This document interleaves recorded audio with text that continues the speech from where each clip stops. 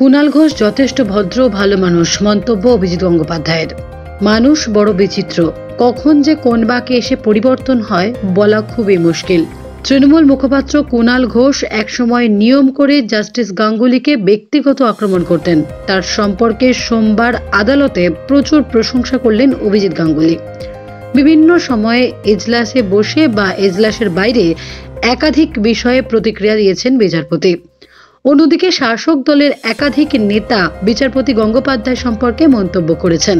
এবার এজলাসে বসেই শাসক দল তৃণমূলের মুখপাত্র কুণাল ঘোষের প্রশংসা করলেন বিচারপতি।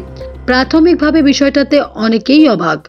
সোমবার নিয়োগ সংক্রান্ত একটি মামলা চলাকালীন প্রায় গল্পের ছলেই জাস্টিস গাঙ্গুলি বলেন, কুণাল ঘোষের সঙ্গে বেশ বন্ধুত্ব হয়ে গিয়েছে। একদিন তার চেম্বারে এসেছিলেন, তিনি তো বেশ অবাক হয়ে গিয়েছিলেন। সেই সঙ্গে তিনি আরো বলেন, মানুষটা খারাপ না।